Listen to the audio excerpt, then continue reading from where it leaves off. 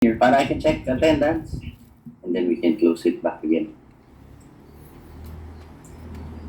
Okay, so last two. So last week na tayo. Final stretch na kayo for your online.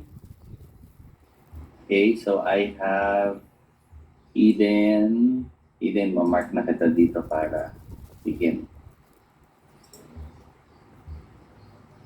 Okay, mag-quick attend, magkano na ako. Tapos I will roll call you guys. Okay, so ay nawala pa si Mitzi. Okay, so I have Eden, you have Cyrus, you have Leo, Ajay, you have Jen, Sandra, Kathleen,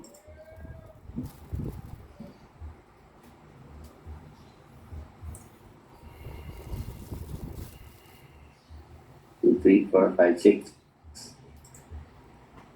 And then you have Mitzi. 1, 2, 3, 4, 5, 6. Okay. Okay na yan. Sige, can close it na. Okay. Good. Maganti ko na kayo isa-isa kasi na-punch ko na kayo one by one kanina. Alright? Okay, so good morning again. Happy vacation again. Your schedule.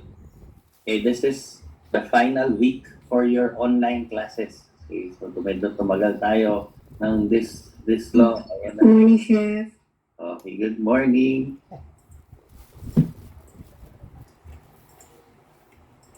Alright, so this will be your final week for lecture for online. Today and Thursday. And then next week, I think it will be just a review for your final exam. Okay? So, sino sa inyo, kuha mo meron ng interview schedule or internship. Everybody has a plan. Si Cyrus has.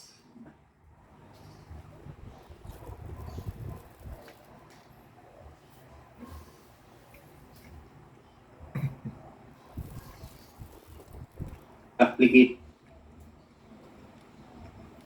Meron na po. Waiting lang po sa finals.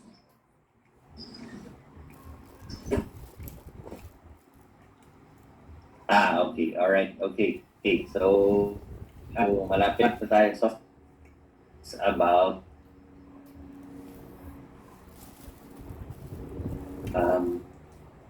critical thinking is something research based on current in this way standards.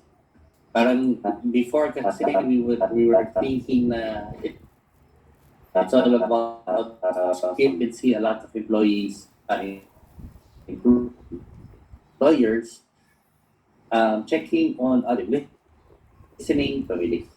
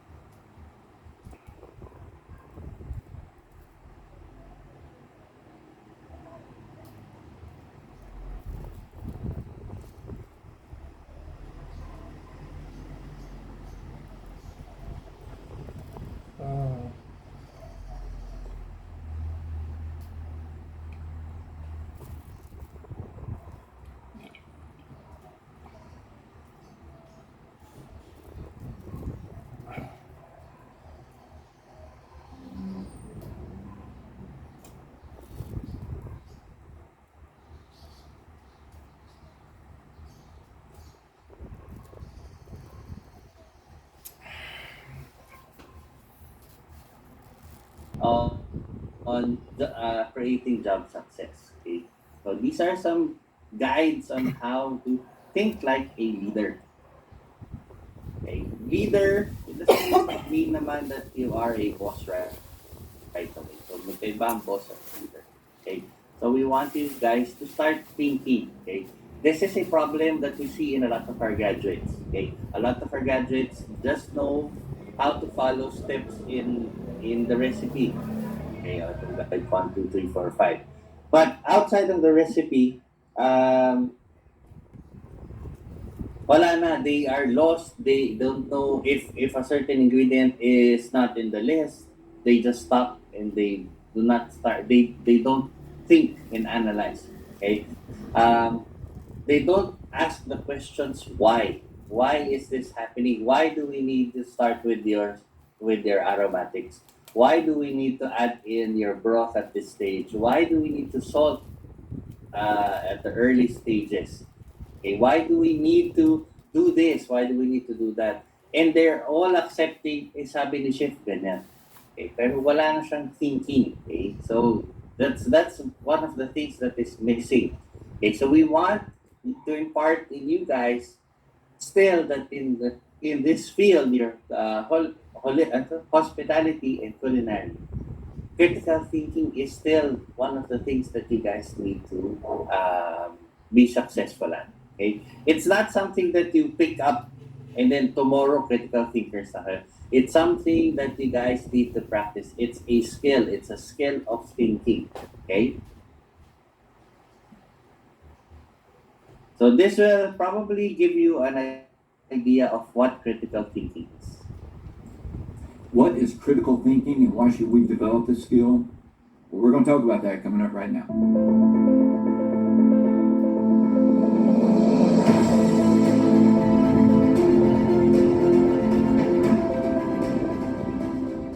Welcome everyone, Michael Finley here with another episode of Leadership Roll Call, where we give you tips, suggestions, and recommendations on how you can become a more effective leader. Our topic today is critical thinking for leaders. Now, I know some of you say, I'm not quite sure what critical thinking is. I think I know, I'm not really sure. Well, let's talk about this. Critical thinking is that mode of thinking where you analyze, assess what's being said. Now, that kind of sounds simple, but a lot of people don't do that. They immediately assume things, they immediately go in there. So critical thinking is that mode of thinking where you hear something and you analyze it, you assess it to see if it's valid. Now, this doesn't mean being cynical or negative about anything you hear. That's not it at all. But it's also where you don't take what someone says at face value. It's not automatically true just because someone else says it. You have a critical eye about whether it's true or not, and you factor through those things through your own analyzation and your own assessment. Now, some people may say, well, I do this all the time. Yeah, not really. There's a lot of people whose critical thinking skills are clouded by emotions. They allow their emotions, whether it's about their family or religion or their favorite sports team, they don't look at things from a critical viewpoint because they'll let emotions cloud their judgment. And then there's those that are just bound and determined that whatever their position is the correct one. It doesn't matter what anyone else says.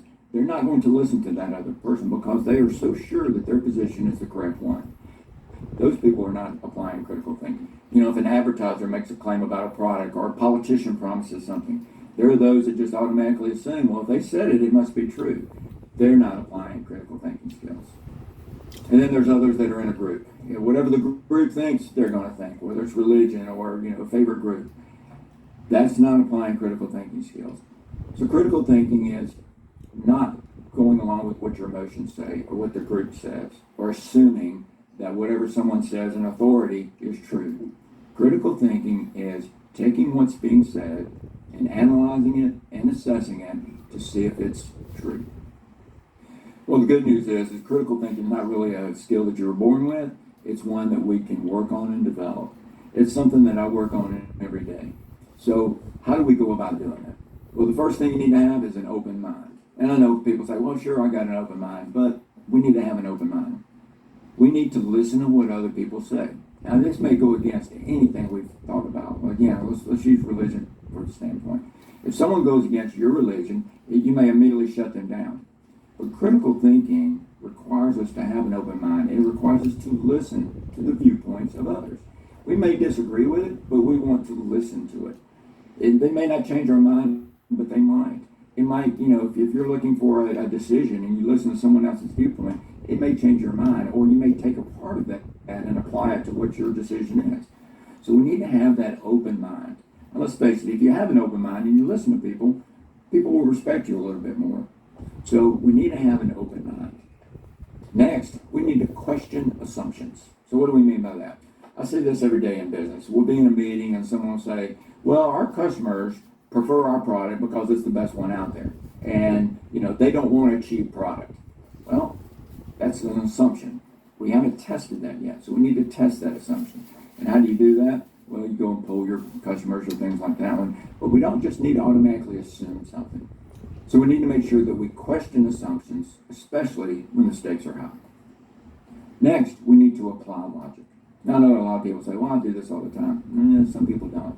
We let, again, those emotions cloud our judgment. When someone's critical about a family member, we're quick to defend that family member, regardless of what. We're not even listening to what anyone's saying about them.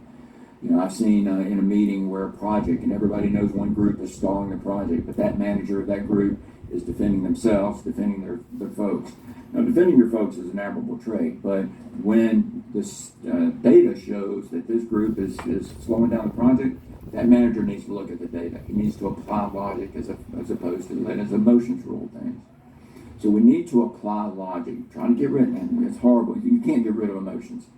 But we want to temper them down a little bit, and we want to apply logic as much as we can to ensure good critical thinking. Next, we want to diversify our thoughts. This kind of goes with an open mind, but it's taking it a step further. So what do I mean by that? You don't want a bunch of yes men. I know there's some people out there that say they do, but you really don't. If you want to come up with the best decision possible, you want to have diversification of thought. You don't want people thinking the same way you do. This is where yes men come through. If, George Patton said, if everyone's thinking alike, then someone's not thinking. So when we're thinking, we want an opposing viewpoint. Again, we may not agree with it, but at least it needs something we can think about. So when you have a big decision to make sure that you get a diversification of thought. You get someone else with a different viewpoint to chime in. Again, you don't have to go along with it, but at least let's balance it against our own thoughts. So diversification of thought. Critical thinking is hard. It's something we've got to work at every day.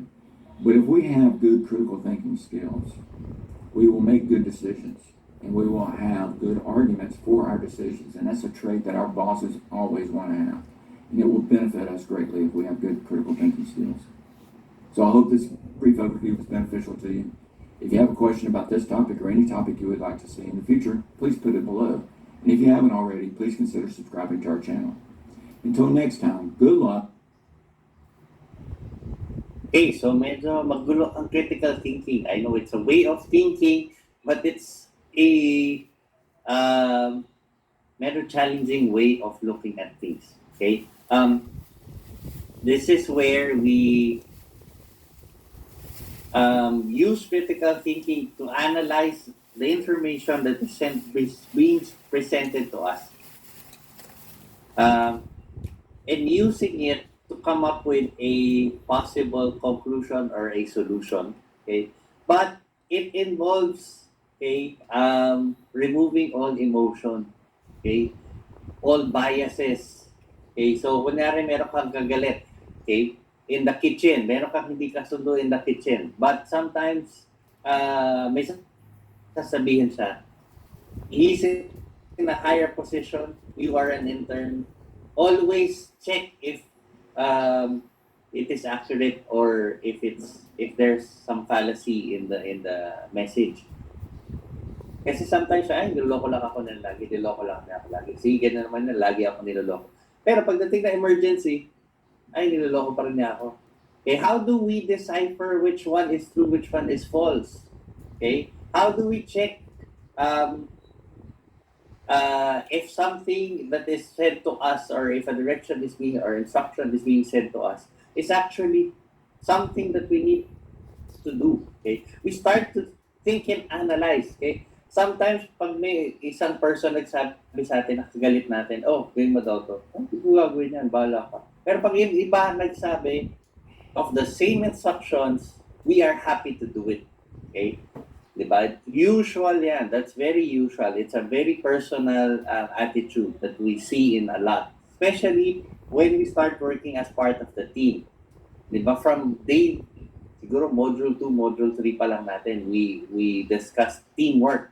And it's hard kasi you will be working with a lot of people from different religions, different cultures, different traditions, different nationalities. And each one will have their own sets of values and morals, okay, and standards. So minsan hindi kayo in tune. Okay, so how do you remove all the emotional biases and just concentrate and focus on the data and the facts and to evaluate how things can be done in the most accurate possible way. Okay? So medyo mahirap siya. So what is close with critical thinking is analytical thinking. Okay? Analytical thinking, okay, just to differentiate it, analytical thinking is a method of analyzing problems and finding a solution by breaking down facts and figure. Okay, mga numbers or ito. So usually, your analytical thinking is focusing on the relationship between cause and effect. Ginawa ko to, ito mangyayari. Pag ginawa ko to, ito mangyayari. Pag sinunod ko siya, ito mangyayari. Always cause and effect. Two factors lagi. Okay? For example, dito sa ano natin, the relationship of flowers or plants with humidity, water. If there is high humidity, there's a big chance na mas maganda ang tubo ng halaman. Okay? Pag medyo maulan. Pero pag sobrang lakas naman ng ulan, nalulunod naman sila. So, you have cause and effect. Okay? Very analytical kasi you are using facts and data. Okay? So, numbers. Okay? To analyze things. Okay? But when we are faced in the business of hospitality, we need to use both. Okay? Both analytical and critical thinking. Okay? There are some situations that everything can be computed analytically. Sales. Okay? Inventory. O, pag ganito, pag we're down to our minimum state, I order. Cause and effect. Okay?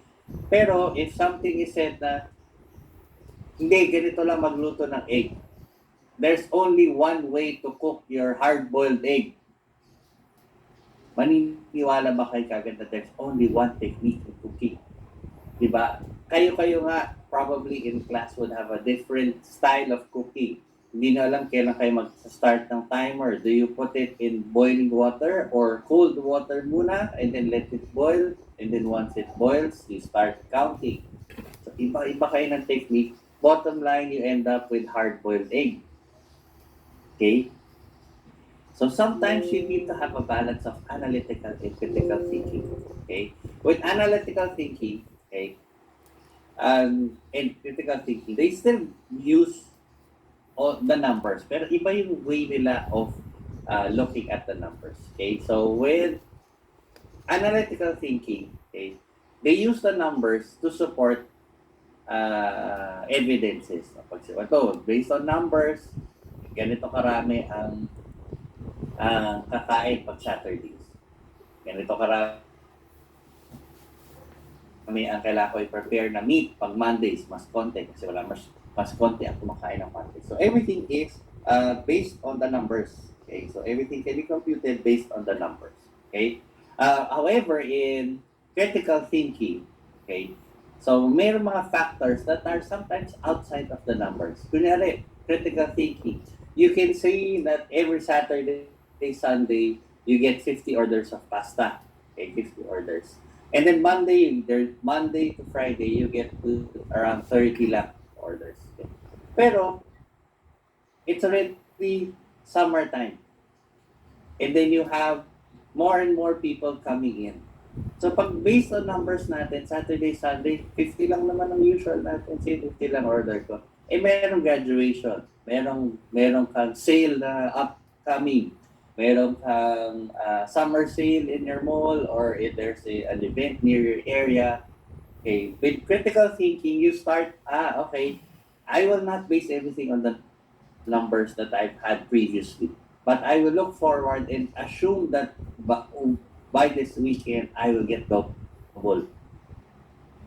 Okay, siguro it's nice to assume that instead of having just 50 orders, 50 portions ready on a Saturday, Sunday, let's bump it up to around 80 orders. Okay? If I bump it up to 80 orders, what if hindi maubos? I can still use it the following day and reduce the number of preparations in the morning.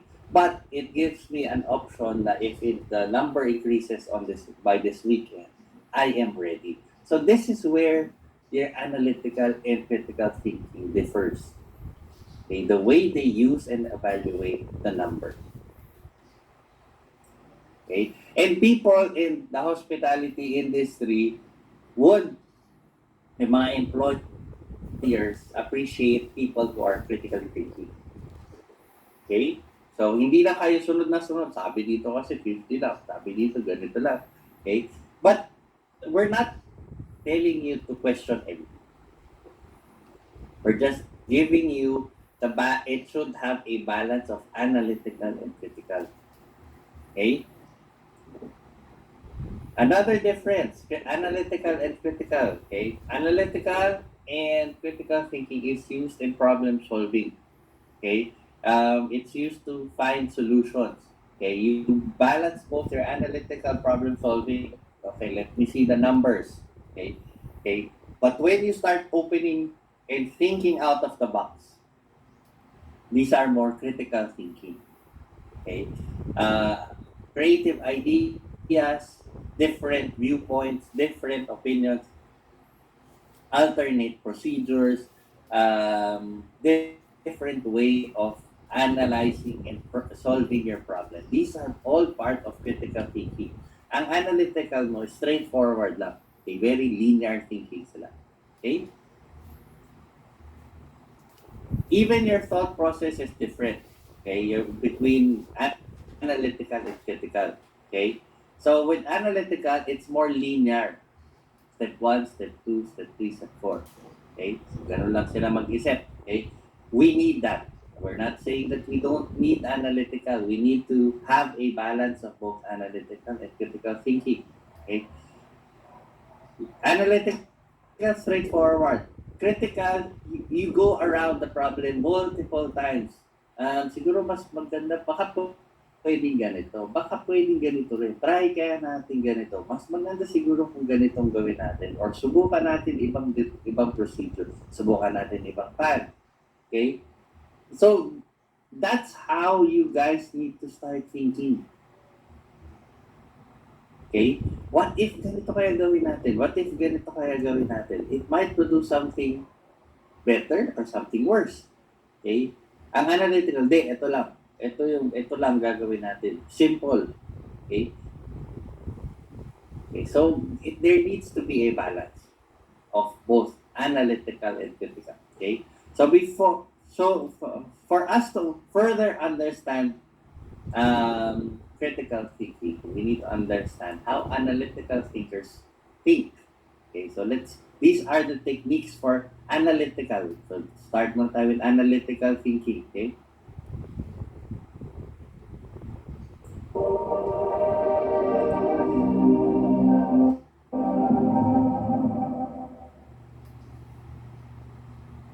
In this lesson, which is the last 20 pesos lang, more milk na, more milk inam-nam for everyone pa. New Carnation Evap, buy now! Drink Nestle Boost Optimum with Nutri Ultra. Lakas makabagets! lesson in Module 1, we're going to learn how to think like an analyst. So what does that mean? Well, an analyst knows how to combine their innate intellectual curiosity with thinking skills. This combination allows for deeper and more actionable thinking.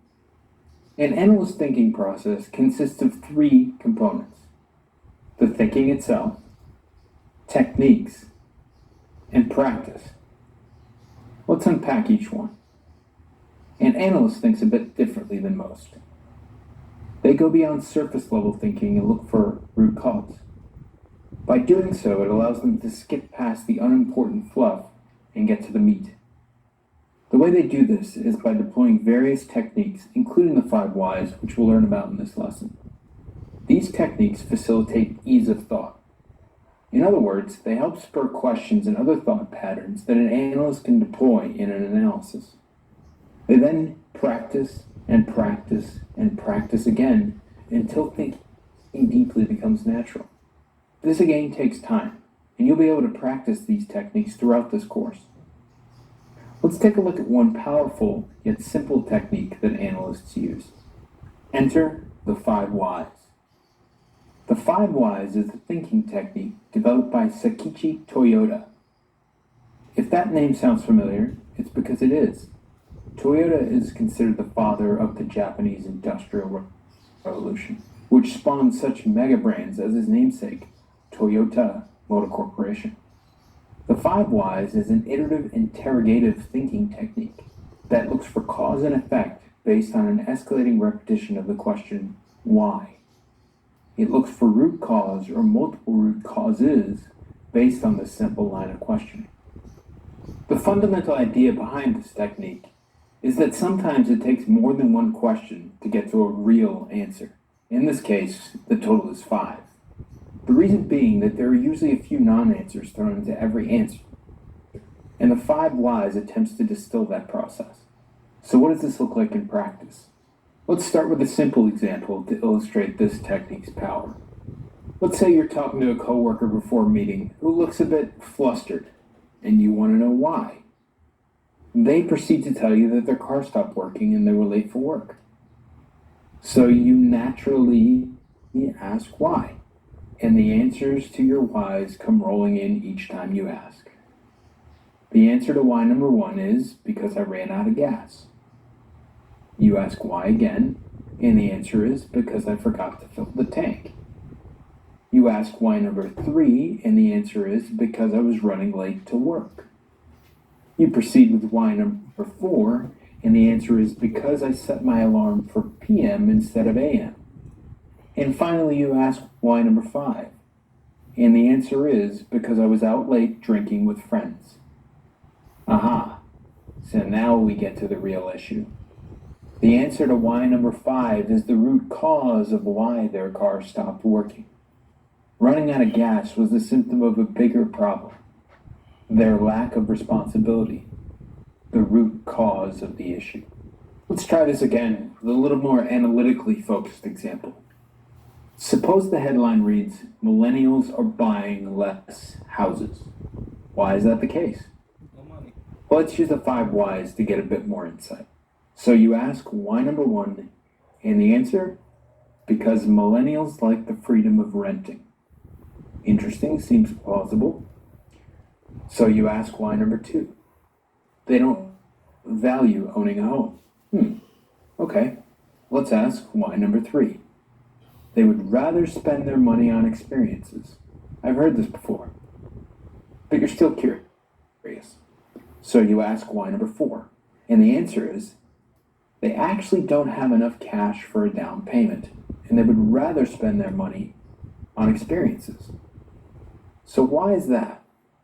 So you ask the final why, and the answer is because they have high student loan debt that they must service each month, and that eats up the excess cash, so they have limited savings. The truth of the matter is that it's a lack of financial foundation that has spawned a generation of renters who can't afford to purchase a home. By digging a bit deeper, we discovered that it's not that millennials' taste and preferences are that much different from previous generations, but rather that their financial resources are just in a little bit of a different state. The 5 whys helped us get there. Surface level thinking may have stopped us at why number 2, and we could have gone with the fact that they like to spend their money on experiences and they don't value owning a home. But we would have missed the key root cause on why millennials are buying less houses. Doble tibay ang Bear Brand Sterilized. Tumutulong laban sa pagod at sakit. Now, obviously, these are hypothetical examples, but I included them to prove the power of the technique rather than to actually analyze anything. It's a very simple yet powerful technique in determining the root cause, and we're going to use it in many of our analyses in future lessons. To put the 5 whys into practice, it's important to follow a few ground rules. First, teamwork is encouraged. Don't go at this alone. The technique, especially in the practice stages, is best done in groups with a whiteboard present. The goal is to look for root cause while being specific. It's important to use the technique to find specific root cause, not just symptoms. So going back to the car example, irresponsibility was the root cause rather than the actual car. The car ran out of gas because the individual didn't fill it up with gas because they were late because they were out partying all night. Lastly, keep going. It may take more than 5 whys to get to a true root cause. It's called the 5 whys, but it could be the 2 whys, the 10 whys, or even in some cases the 20 whys. Keep going until you find the true root cause. Now that you've learned how to find root cause using the 5 whys, it's time to look at a few other analytical techniques analysts use on a daily basis. They are as follows: the top-down approach, where you start at the highest level and work your way down. The bottom-up approach, where you start at a granular level and work your way up. And then a technique that I will call ad hoc, which is a bit of a blend of both. Let's get into each of these in a bit more detail. First, let's start with a top-down approach. Much like it sounds, and working your way down. The top in this case is the data at the highest level. Think of it as large to small in terms of hierarchy. As you work your way down, the analysis gets more specific and focused.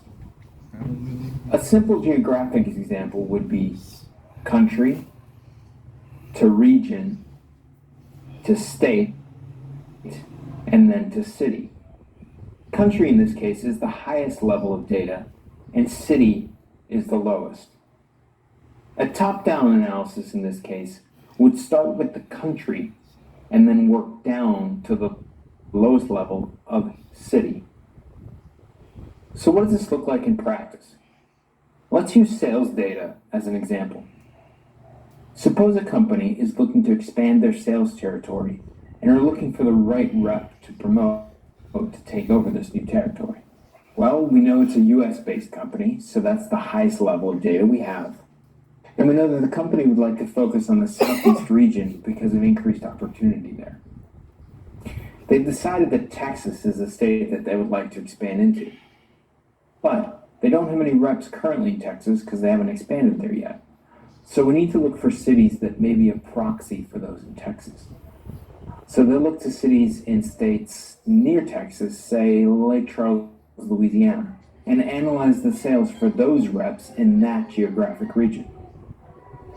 They could take it one step further and look at the demographics within cities, and then even within neighborhoods to find similar characteristics to those they're looking to expand into Texas. So finding the right rep with a proven track record in Louisiana, say, or similar territories, should bode well for the new expansion into Texas. This was all done by a top-down analysis, starting at the highest level country data and working our way down to the specific state and then to the city. Let's look at the bottom-up approach now. A bottom-up analysis would do the opposite of a top-down analysis and start at the most granular level and work its way up. As it does, it gets less and less specific and more general. So it would start with city, then state, then region, and then to the highest level of country. So using the same example of expanding into a new sales territory, we would now start at the city level and work our way up from there to state, region, and then ultimately to country. In the case of expanding into a new state, the outcomes of both analyses using either a top-down or bottoms-up approach are likely going to be the same. But at times, using one technique over the other can yield widely varying results. An example from personal experience has to do with what insurance companies pay for medical services. At a country level, things can look relatively the same. But as you start digging deeper, even within similar insurance carriers, you're going to get much different results and things get really interesting. So what you see at the highest country level becomes much more disparate at the city or state level. So the conclusion here is that you may need to deploy both techniques to get the answer you're looking for. The third technique is what I will call ad hoc. It's a blend of the top-down and bottom-up techniques, and is used in specific contexts when a full deployment of those techniques isn't needed.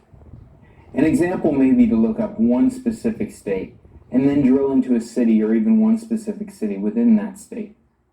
It's sort of a mini top-down or bottoms-up analysis. This will all become much clearer as we do a few actual analyses in later lessons. Knowledge and technique are only good if you deploy them, and the only way to do that is through practice. Practice is made up of 4 stages. The first is the seed stage. This is a learning by doing stage, and doing a lot of analyses so you learn the fundamentals and best practices.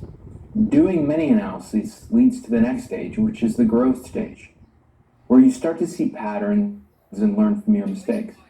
You will notice your skills improving as you progress through this stage. This leads to the third stage, or confidence. This is where things start to get fun. You start learning to come into your own and learning to embrace your analytical ability. The last stage is mastery, which in my opinion is a bit of a unicorn. I believe that analysts should look at this mastery stage as looking for the next challenge rather than a state of arrival. These stages are laid out really neatly here, but in reality, it couldn't be any different. You will make mistakes. People will get mad at you for reporting data incorrectly, and it just won't be that easy. But in due time, you will get a taste of all the phases, and I hope, like me, you learn to enjoy every single minute of each of them. So let's tie this all together. In this lesson, we learned that an analyst turns intellectual curiosity into actionable insight. Analysts follow the framework of thinking, technique, and practice. And a good analyst can deploy a variety of thinking techniques and analytical techniques. And we also learned that mastery takes time and, most importantly, practice.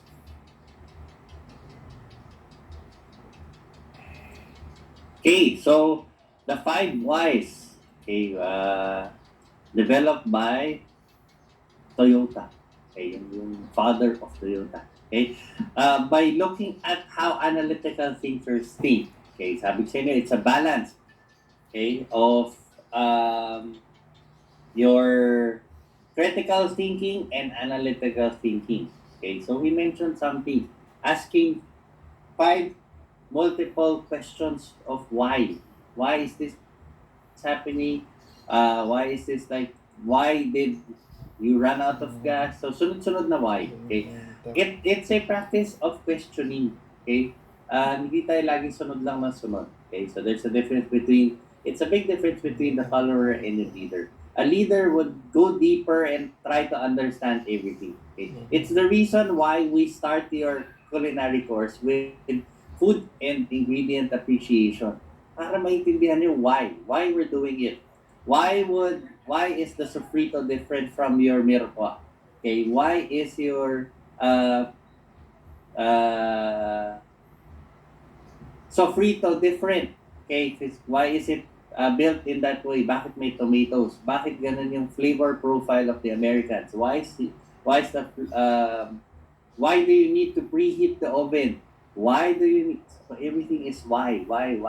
So lagi may why. Kasi with that type of thinking, okay, meron kang cause and effect. We preheat the oven so that when we put in our bread, it's at the right temperature already. Okay. When you put in your bread, it will lower down the temperature. Okay. So if it's not in the right temperature when you put it in your bread in the oven, your bread will become soggy. It will not have that crispy outside coating, outside layer. Okay. Why do we put mist? Okay. in the oven when we put in our bread. So everything is asked, hindi yung, oh, just pray ka ng miss. Oh, sige, yes, yes, chef. Pero you don't question, because, well, you don't question it, we don't go deeper into analyzing what we are doing. Okay? We need people who are thinking. And constantly in this industry, people are thinking, are looking for people, employers are constantly looking for thinking people. Okay? So there needs to be a balance between analytical thinking and critical thinking. Analytical thinking, okay, is the process of breaking down complex information. Okay, you need to use the facts. Okay, with critical thinking, you still need to use the facts, but you use them, okay, and evaluate the information, and you need to interpret it to create a sound judgment.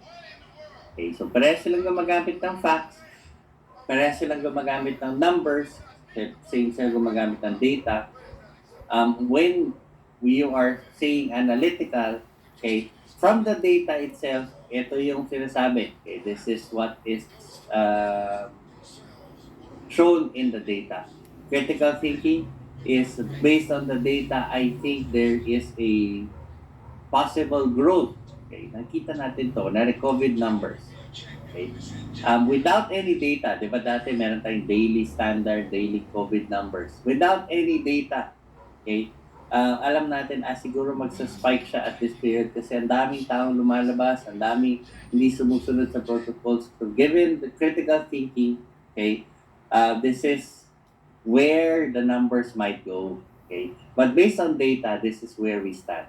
Okay, so makita nyo, there's a difference. But in the industry, we need to have a combination of both analytical and critical thinking. Okay? So now let's go into critical thinking. What is involved in critical thinking? This is a simple critical thinking.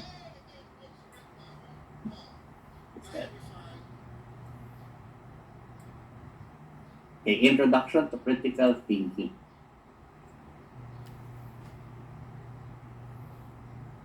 Hello, and welcome to my short lecture today on an introduction to critical thinking at university. My job is to make college easier because students have a lot of Sorry, Coach. So just to begin, I think I should say that critical thinking is a huge area, and to cover all elements will take a significant amount of time. So I'm just going to look at the basic key aspects associated with reading and writing at university.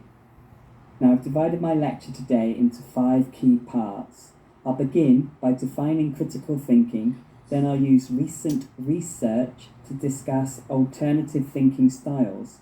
I'll then use Bloom's taxonomy to highlight higher order thinking skills, which leads into a simple approach to help activate your critical thinking. And finally, I'll demonstrate critical thinking questioning on this lecture. Okay, so let's begin with a definition. Critical thinking is a systematic evaluation of the arguments, ideas, and theories of others. The basic premise of critical thinking involves asking critical questions to form an educated opinion of whether or not those resources are credible. On a basic level, we are questioning the things we read and hear to see if they are objective, truthful, and supported by appropriate evidence. However, one of the main challenges is that each of us carries a set of beliefs and opinions that may interfere with our willingness to alter these beliefs, even when faced with concrete evidence that refutes them. Generally, everyone has an opinion about most things, but of course these opinions can be founded in unreliable and invalid information.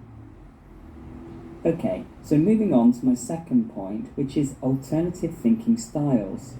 I'm going to refer to the research by Brown and Keeley 2013 as, in my opinion, their analogy provides a clear explanation of thinking types. So according to them, there are two distinct thinking styles, the sponge and panning for gold. So the sponge involves the basic premise of passively absorbing information without the use of critical thinking. The two benefits of this style are that the person can absorb large amounts of information to view the world from different perspectives, and it does not require huge amounts of mental exertion. However, this process of thinking offers no dependable procedure for determining which opinions or information to trust and which ones to reject. The second approach, which is referred to as panning for gold, uses the river mining metaphor of separating particles of gold from soil by washing in a pan with water. It highlights that critical thinking is carefully inspecting and examining the information you read. This process is beneficial as it asks active readers and listeners to frequently ask critical questions and take time to contemplate whether the information is reliable and factual. Obviously, this type of thinking is challenging and often repetitive, but failure to do this will lead to a passive acceptance of ideas without critical analysis. Okay, this leads nicely into Bloom's taxonomy. This is a classification pyramid of learning levels which maps the way we think and process information. The lower levels of learning are remembering, understanding, and applying. These can be seen as the sponge or lower order thinking skills, where information is given and absorbed. The higher order thinking skills are analyzing, evaluating, and creating. These are panning for gold or your critical thinking skills. So let's focus on the higher order thinking skills, starting with analyzing. So analyzing is breaking the information down into separate components and looking for relationships between ideas and overall structures. Through analyzing content, you will recognize unstated assumptions, logical reasoning, and relevancy of data. So at this level, you can answer questions like why, how, and what if. Moving on to evaluating. Evaluating is judging, assessing, and criticizing information through using what you know to make a decision and support your views. To be successful at this, you need a profound understanding of the topic or idea you are evaluating. At this level, you can answer questions like so what and what's next. Creating is the highest level where you combine all elements of the taxonomy to produce new or original work. It requires inventiveness and originality to form new opinions and structures. At this level, you can answer questions like, how can it be improved, or how can it be changed or adapted? Now, there are many critical thinking question sheets and resources on the internet and in your universities that are all very beneficial and helpful.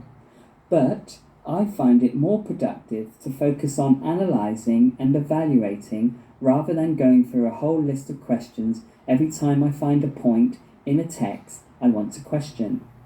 So my advice is this. When starting out with critical thinking, just use the simple question tools of analysing, which are why, how, and what if, and evaluating, which are so what and what's next. This keeps your critical thinking strategies simple, focused, and effective. And more importantly, analysis and evaluation are key components of university assessment criteria.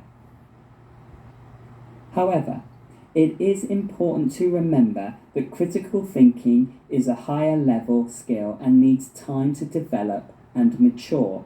It is not something you will become good at overnight, as it can take months or even years of practice to fully develop this skill. In fact, recent research by Stanford University 2018 states that critical thinking is a lifelong process. Okay, so now I'm going to demonstrate how you may apply the critical thinking questioning of analysing and evaluating to this lecture today. So let's start with analysing and the why questions. The kind of questions you may ask could be, why did he do this lecture? Why did he choose the Brown and Keeley research and Bloom's taxonomy? Why were only 3 sources used? And then you go on to the how questions. And possible questions are, how do we know this is reliable? How is this similar to other critical thinking concepts? How does this apply to me and my university study? And then the what if questions. Examples are, what if these concepts are wrong? And what if it is too simplistic? Then we move on to the evaluating questions. And examples of so what would be, is this significant to me? Is this convincing? Do I agree? What's wrong with it? And then the what's next questions, such as, will I use what I have learned today?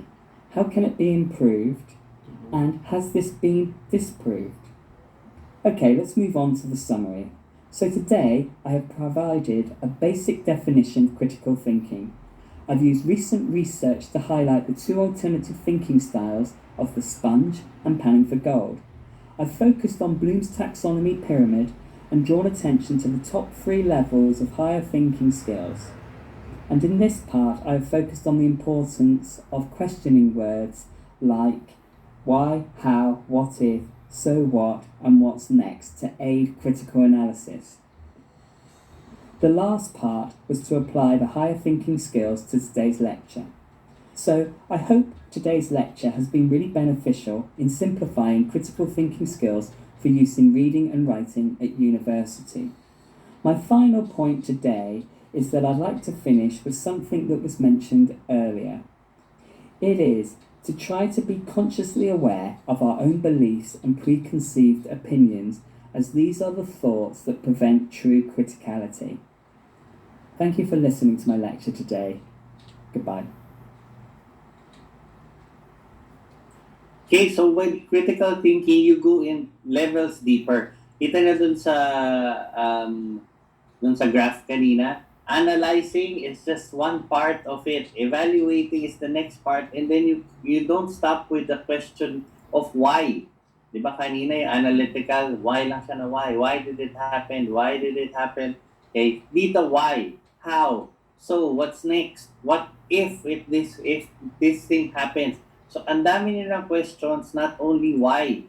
So, when we cover critical thinking, you need to get a bigger picture. Okay, this last slide. Okay, it says here you need to be conscious of and aware of your own beliefs. Kasi these are the things that will hinder critical thinking. Ay, hindi naman naniniwala sa kanya, hindi ako naniniwala sa taong yan. Magkaiba kami ng opinion. These are the things that will hinder critical thinking kasi you are not what they call open-minded. Okay, so you are already close-minded with your decision. You are not able to listen to other people's opinions. Okay, so what are the characteristics of a critical thinker? What are employees looking for in critical thinkers? Ano ba yung nahanap ng mga employers ngayon when they say, I want people who are good thinkers? In today's session, we will be answering the guiding question, what are some characteristics of critical thinkers? And more importantly, be thinking, how can I apply these characteristics to become a more critical thinker for my business, company, or organization? Critical thinking refers to the higher order thinking of evaluating and analyzing to be able to make decisions, determine solutions, and problem solve in situations. 4 characteristics of critical thinking are active listening, curiosity, self-discipline, and humility. It's true, the best communicators are active listeners. What does it mean to practice active listening?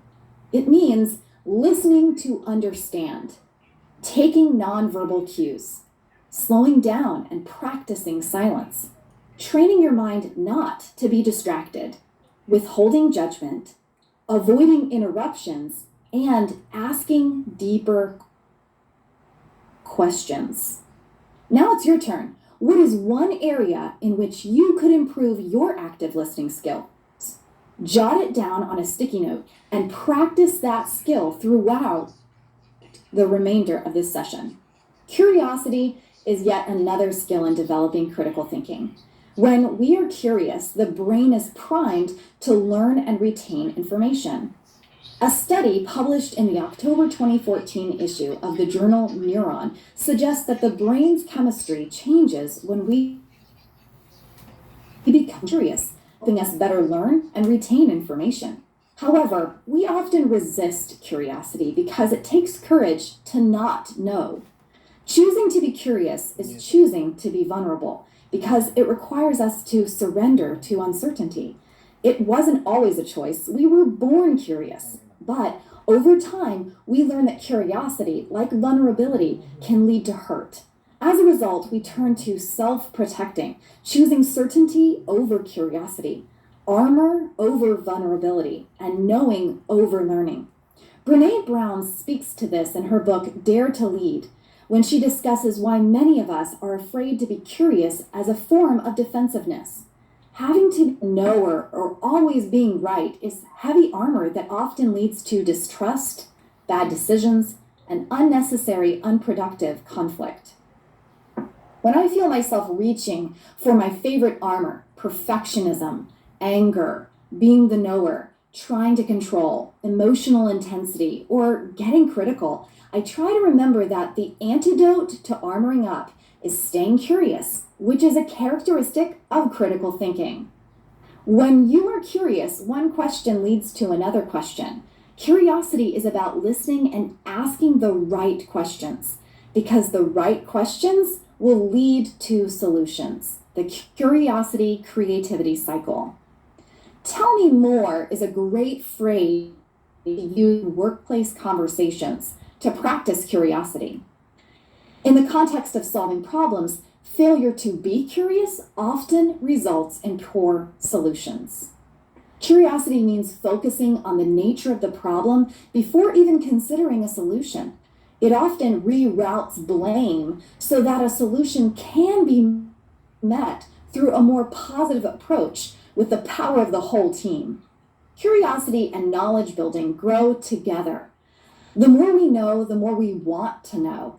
It's part of the growth mindset, the approach outlined in Carol Dweck's groundbreaking book, Mindset, The New Psychology of Success, How We Can Learn to Fulfill Our Potential. Now it's your turn.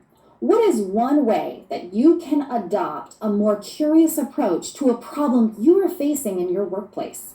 Pause the video and jot down what comes to mind. Reasoning and rationale are often associated with self-discipline. Critical thinking is a self-disciplined and self-guided action. Critical thinkers don't jump to conclusions. An important step in problem solving as a critical thinker is taking the time to acquire the necessary information and know the facts. Critical thinking requires the individual to use their own reasoning skills and have the ability to evaluate and reflect. Reflective thinking questions include: what was easy? What was hard? How are you doing it? What did I learn? What are you working on? And how will you use it in the future? It takes discipline to stop and slow down to consider these things. Your turn. Pause the video and choose one of these questions to answer about a recent or current task and write it down. Take the time to invest in the process of being more disciplined right now. The final characteristic of a critical thinker we will investigate in today's session is humility. Humility is the opposite of arrogance. Humility relates to having an open mind. To be receptive to new ideas or opinions, the critical thinker would have to be modest of their own opinion. It means admitting your mistakes, It means practicing gratitude, appreciating others, and thanking others for their help. It also means not letting success go to your head. Being humble allows you to accept and see information in a way that is not filtered through your ego. Humble people open-minded. Open-mindedness is the virtue by which we learn. In particular, being open-minded means taking into account relevant evidence, arguments to revise a current understanding. It means being critically open to alternatives, willing to think about other possibilities even after having formed an opinion, and not allowing preconceived notions or bias to constrain or inhibit reflection on newly presented information. Sometimes open-mindedness means stepping out of your comfort zone, which is a key component to critical thinking. Basically, this concept involves seeing information or circumstances from a different perspective. In critical thinking and problem solving, we sometimes have to get out of the areas or zones that make us comfortable and stretch our thinking. This makes us more adaptable and more able to embrace change. Humility leads to adaptation, being flexible and open-minded to change. The question in today's culture is not will change occur in our organization, but how well our employees are adapting to that change. Seth Godin, in his book, Linchpin, Are You Indispensable?, articulates that employees protect themselves from becoming obsolete by changing. Adaptation is a survival skill of nature. The species which survive in an environment are those that are capable of adapting well. Often an obstacle to change is fear. Fear can be addressed by being ready for changes as they come. And when you are a critical thinker, you are ready for changes because you have been looking for them all along. Often critical thinkers are the change or the changers in an organization, since they have been putting into practice the characteristics we've discussed in this session. Actively listening, asking the right curious questions, having been disciplined to reflect on what is going on, and having the humility to see things from others' perspectives. The facilitator of change is readiness. To improve the readiness level of employees, sometimes it's helpful to initiate change gradually and allow empathy to guide you. Connecting with others and addressing what people's fears may be in regards to the change shows them that you care.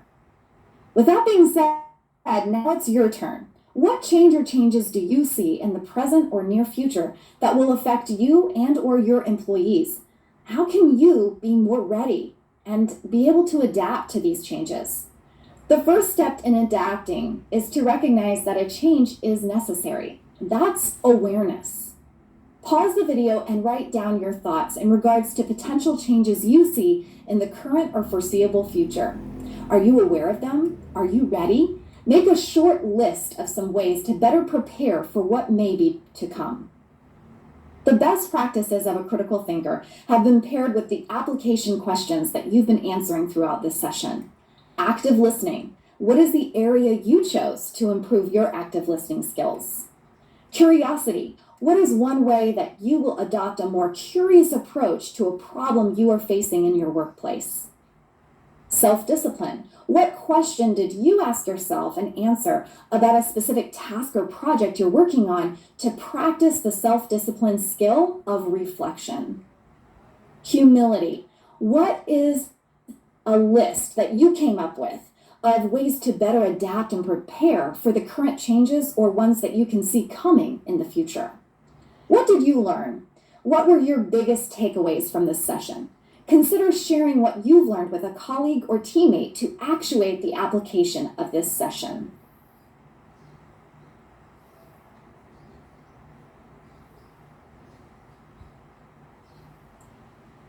Okay, now let's go to some tips to improve your critical thinking.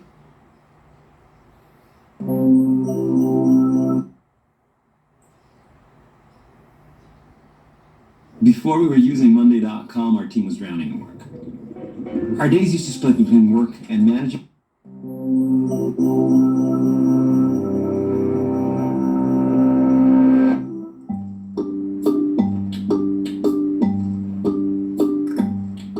day, a sea of decisions stretches before us. Some are small and unimportant, but others have a larger impact on our lives. For example, which politician should I vote for? Should I try the latest diet craze? Or will email make me a millionaire? We're bombarded with so many decisions that it's impossible to make a perfect choice every time. But there are many ways to improve our chances, and one particularly effective technique is critical thinking. This is a way of approaching a question that allows us to carefully deconstruct a situation, reveal its hidden issues, such as bias and manipulation, and make the best decision. If the critical part sounds negative, that's because, in a way, it is. Rather than choosing an answer because it feels right, a person who uses critical thinking subjects all available options to scrutiny and skepticism. Using the tools at their disposal, they'll eliminate everything but the most useful and reliable information. There are many different ways of approaching critical thinking, but here's one 5-step process that may help you solve any number of problems. 1. Formulate your question. In other words, know what you're looking for. This isn't always as straightforward as it sounds. For example, if you're deciding whether to try out the newest diet craze, your reasons for doing so may be obscured by other factors, like claims that you'll see results in just 2 weeks. But if you approach the situation with a clear view of what you're actually trying to accomplish by dieting, whether that's weight loss, better nutrition, or having more energy, that'll equip you to sift through this information critically, find what you're looking for, and decide whether the new fad really suits your needs. 2. Gather your information. There's lots of it out there, so having a clear idea of your question will help you determine what's relevant. If you're trying to decide on a diet to improve your nutrition, you may ask an expert for their advice, or seek other people's testimonies. Information gathering helps you weigh different options, moving you closer to a decision that meets your goal. 3. Apply the information, something you do by asking critical questions. Facing a decision, ask yourself, what concepts are at work? What assumptions exist? Is my interpretation of the information logically sound? For example, in an email that promises you millions, you should consider, what is shaping my approach to this situation? Do I assume the sender is telling the truth? Based on the evidence, is it logical to assume I'll win any money? 4. Consider the implications. Imagine it's election time, and you've selected a political candidate based on their promise to make it cheaper for drivers to fill up on gas. At first glance, that seems great, but what about the long-term environmental effects? If gasoline use is less restricted by cost, this could also cause a huge surge in air pollution, an unintended consequence that's important to think about. 5. Explore other points of view. Ask yourself why so many people are drawn to the policies of the opposing political candidate. Even if you disagree with everything that candidate says, exploring the full spectrum of viewpoints might explain why some policies that don't seem valid to you appeal to others. This will allow you to explore alternatives, evaluate your own choices, and ultimately help you make more informed decisions. This 5-step process is just one tool, and it certainly won't eradicate difficult decisions from our lives, but it can help us increase the number of positive choices we make. Critical thinking can give us the tools to sift through a sea of information and find what we're looking for. And if enough of us use it, it has the power to make the world a more reasonable place.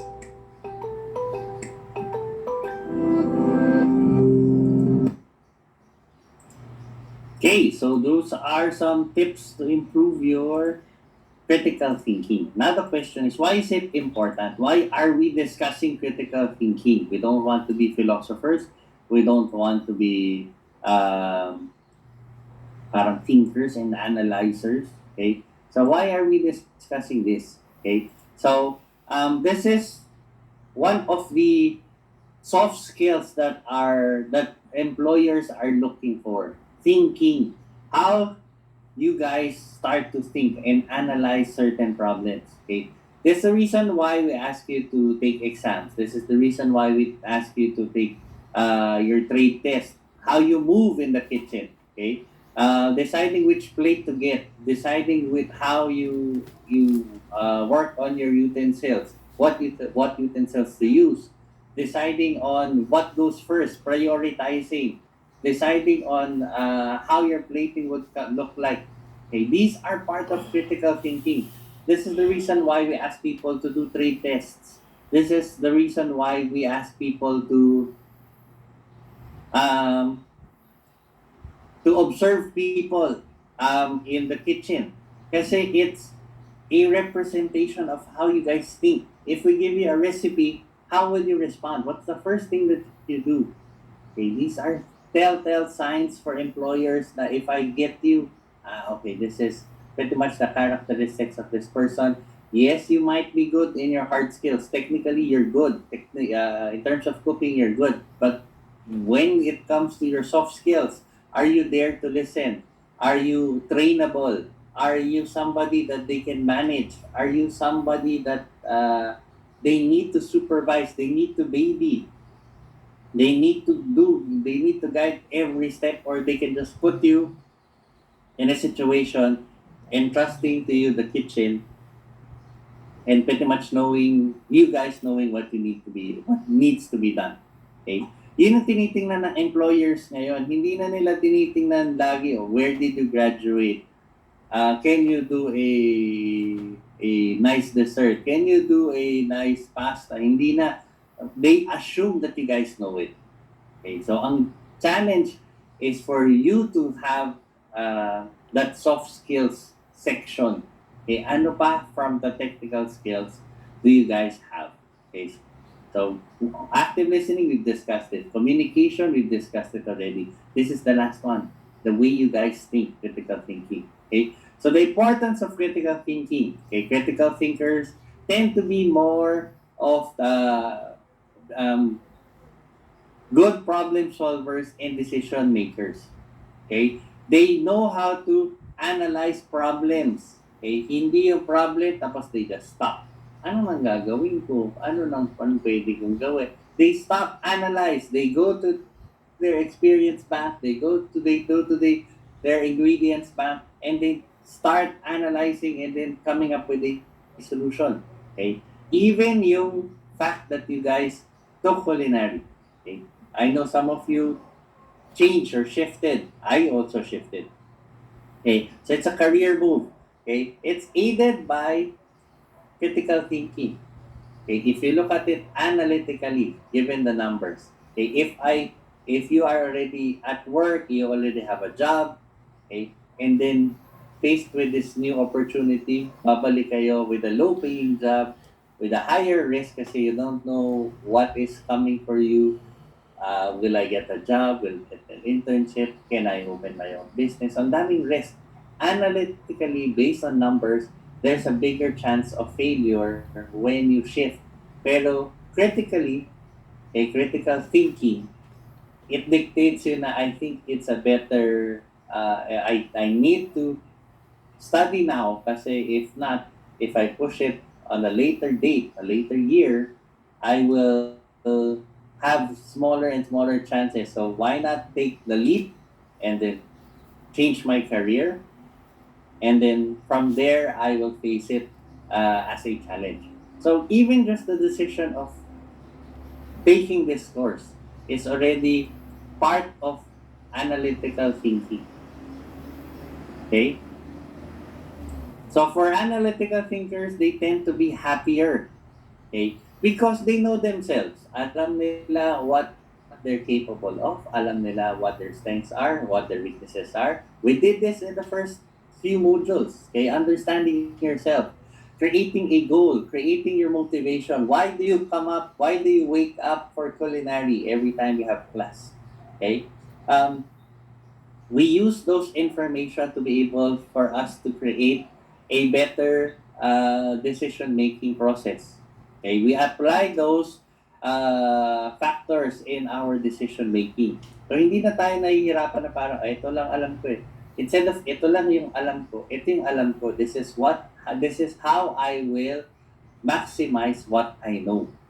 Okay? And since you are part of critical thinking is open-mindedness. Okay, now you know yourself that you do not know everything. you are now open for other people telling you na there's always a different way of doing things. So now you're more absorbent. Okay, mas sponge kayo, sponge-like. Na sige, hindi ko alam lahat. Alam ko na hindi ko alam lahat. And there are people out there that are willing to teach me. Okay? So, mas happy kasi you are looking at the problem as this is my current situation, but I know somebody can help me. Instead of, ito lang ako ito lang kaya ko. So, very negative. Okay? Critical thinkers, okay, it encourages self-reflection. Okay? Again, faced with a challenge, a critical thinker would accept this as a challenge, facing their challenges with strengths and knowing their own weaknesses. Okay? They can formulate a possible solution. Okay? So they use their own inherent skills and challenges, combination of hard skill and soft skill, okay, to come up with a solution. Okay, so lagi silang self-aware, okay, of their own strengths. Okay. And critical thinkers is one of the top skills that employers are now looking for. Active listening, okay, speaking, reading and comprehension, okay, and critical thinking. These are the top part of the top 5. Okay? So, hindi na uso ngayon yung follower lang kayo. Yung taga-sunod lang. Okay? Hindi na. Even yung mga simple na taga-bantay or yung mga, di ba nga, sa houses, di ba, yaya. Okay? If you have a kid, go for a yaya. Ayaw mo na mauto sa yaya mo every step of the way. O, ituto mo to, isahin mo yan. Di ba automatic, dapat alam na nila yung kailangan nilang gawin. Okay, that alam na nila mentality is part of critical thinking. You should supposed to know what you need to do at certain times. Okay, you're supposed to know what you need to do. Okay? Okay, so those are the reasons why we're discussing this. We want you guys to be thinkers. We want you guys to be curious. We want you guys to be accepting that you guys do not still know parang a big chunk about culinary, and you are accepting of all other people teaching you these different techniques. Okay? So let's see how critical thinking is seen in the workplace.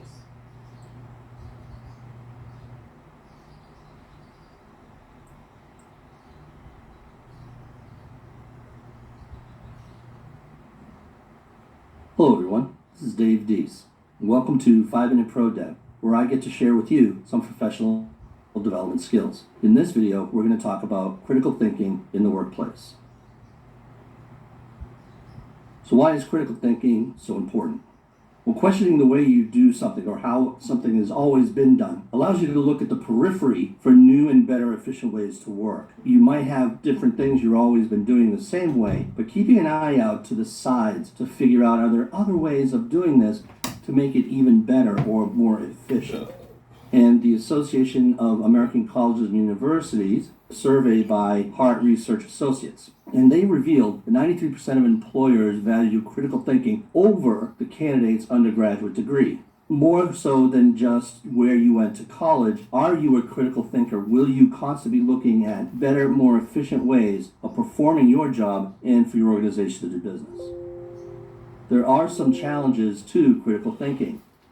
It's tricky in a highly regulated workplace such as government agencies, healthcare, and finance. So these industries and others are regulated about how you get things done or why you get things done, or the fact that you have to complete certain tasks. So critical thinking isn't impossible on these.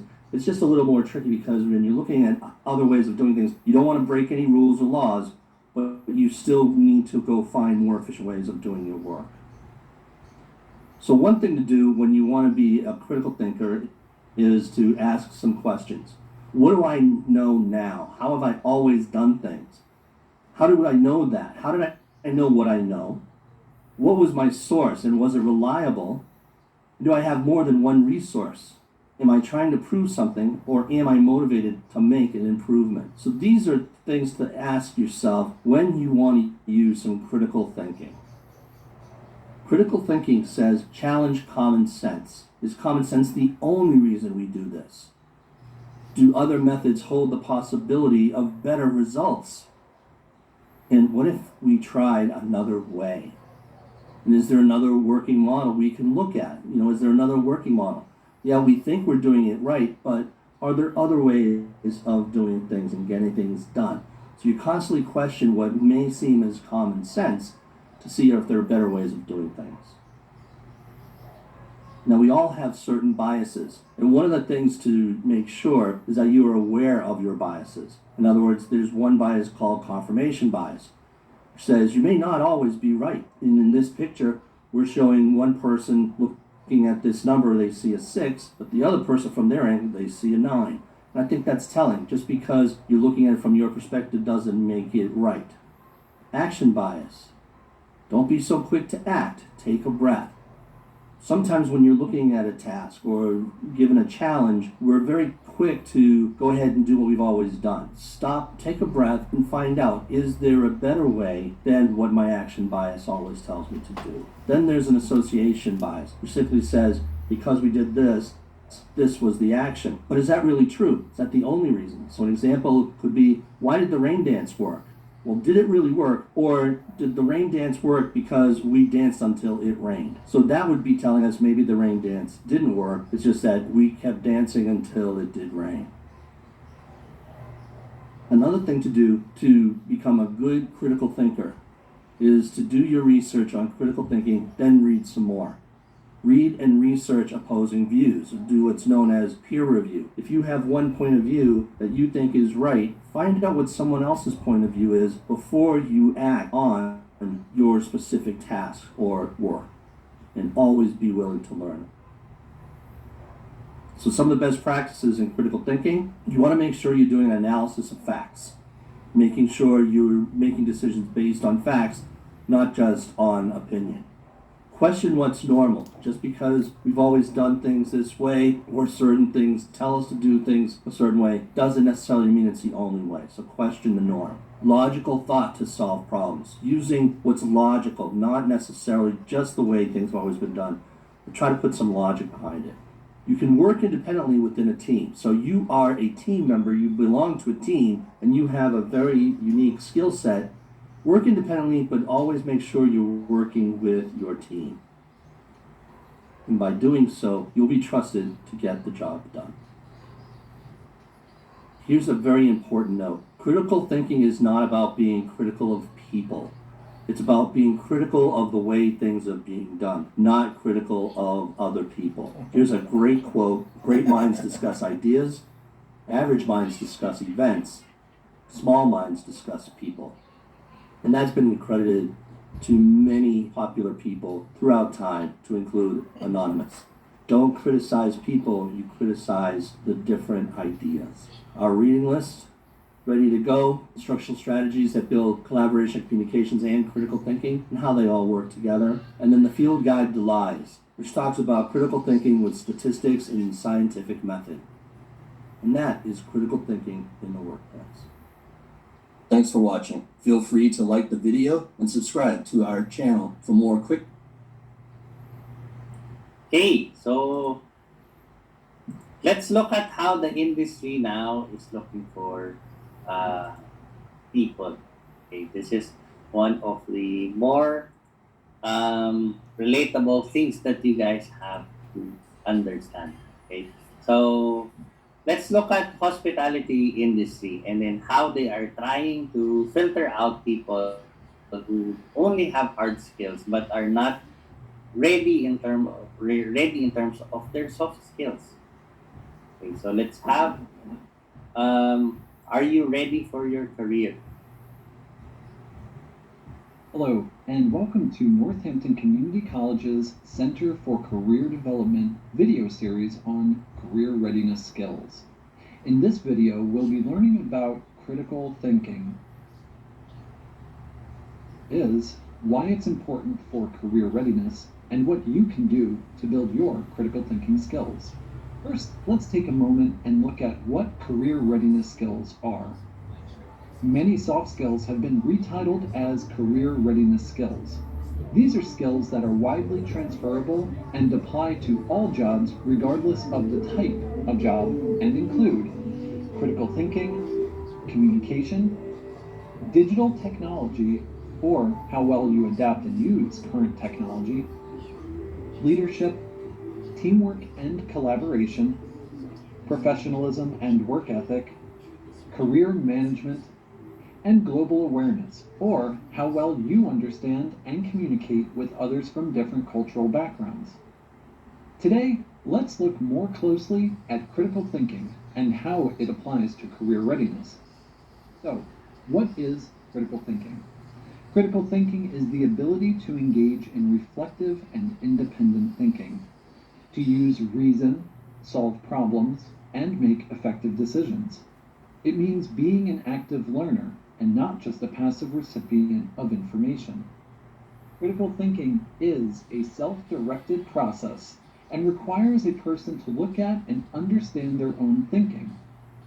It requires self-discipline to develop, and it is a self-monitored and self-corrective style of thinking.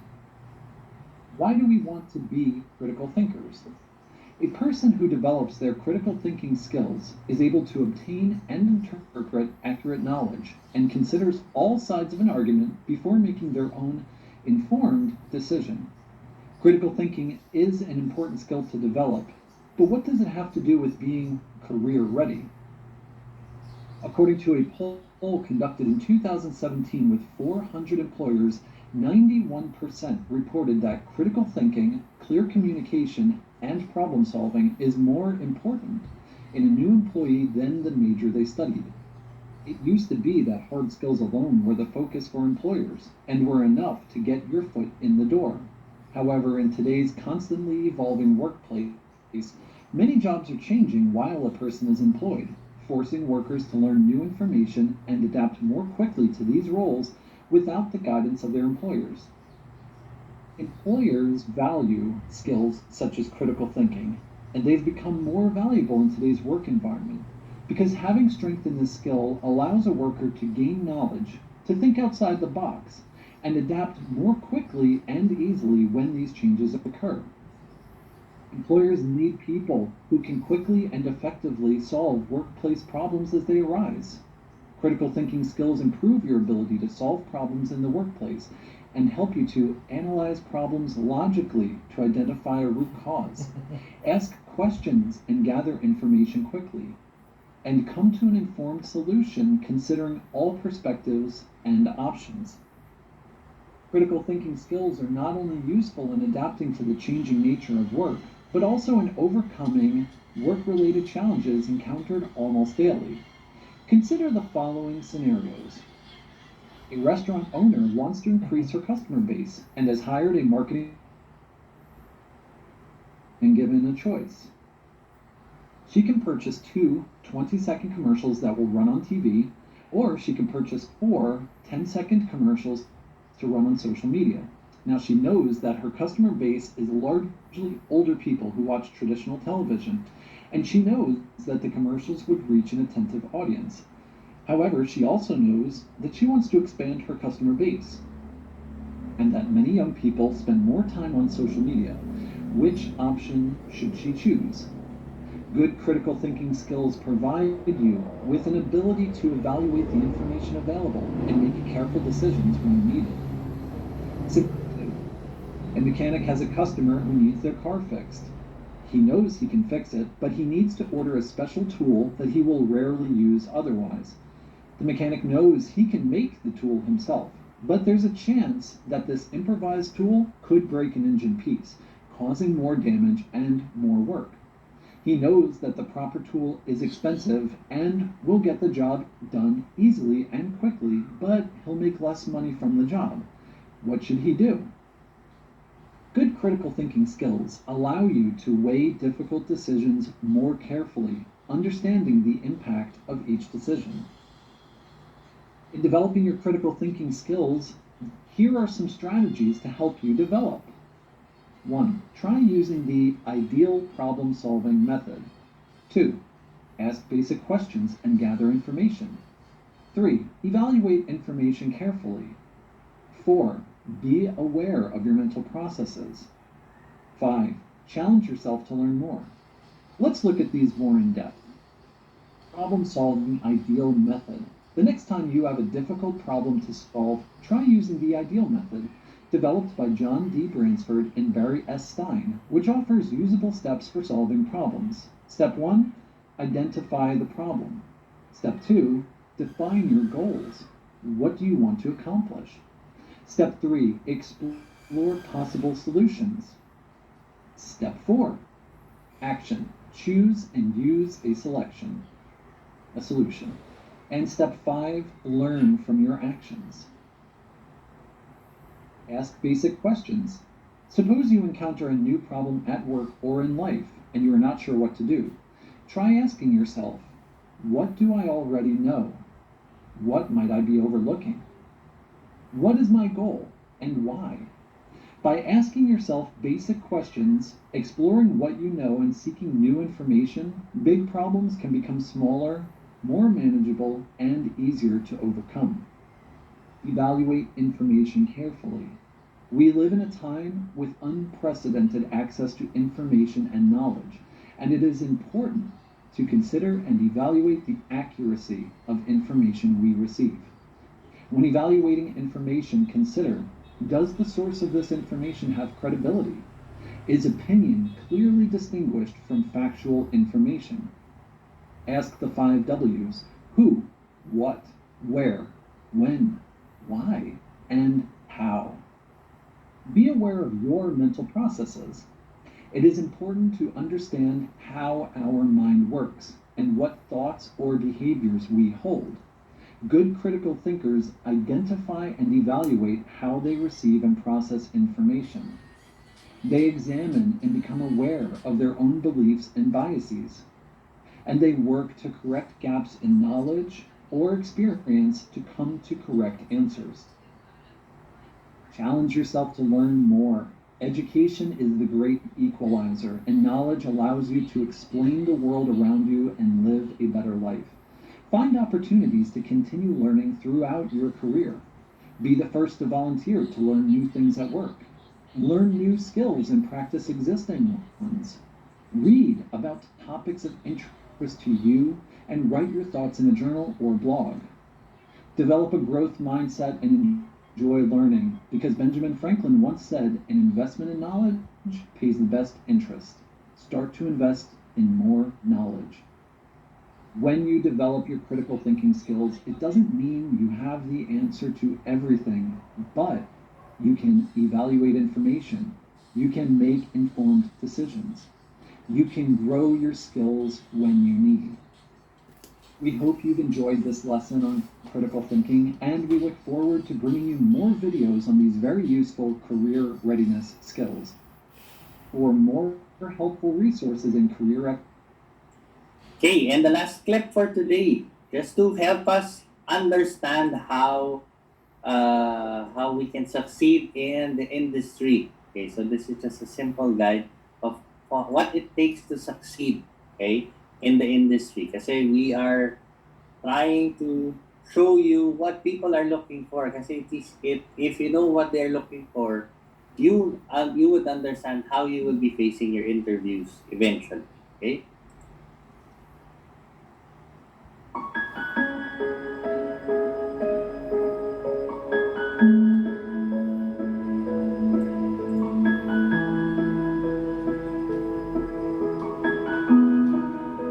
Welcome back to the Coach on Campus program at GNA University, where we are with the hospitality students today, talking about the growth opportunities in the service sector, talking about the challenges. We've discussed multiple things. We've discussed how to succeed in interviews. We've discussed communication skills. And let us now move forward to the next question. Good morning, sir. My name is Sahil Kular.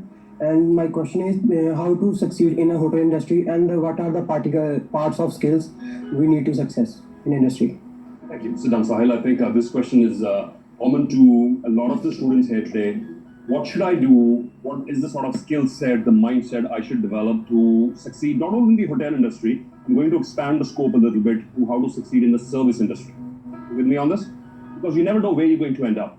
You could start your own restaurant, your own cafe, you could work for a catering company, you could be an entrepreneur, you could work for a restaurant, for a hotel, for a conference center, you could go into the aviation industry, for a cruise ship, you could work at the front desk, you could study other subjects and grow into doing a whole lot of other things. So in the service industry, I'm trying to capture the key essence of some of the things from my own life and from the success of other people that I've observed in the industry, how they succeeded in this industry. And I have 5 very important components for you for this question, which was common from all of the students here at GNA University today for the hotel school here. What should I do to succeed in the hospitality and service industry? Number 1, these are all very simple things, let me tell you. Very simple things which we don't practice, and because we don't practice, we do.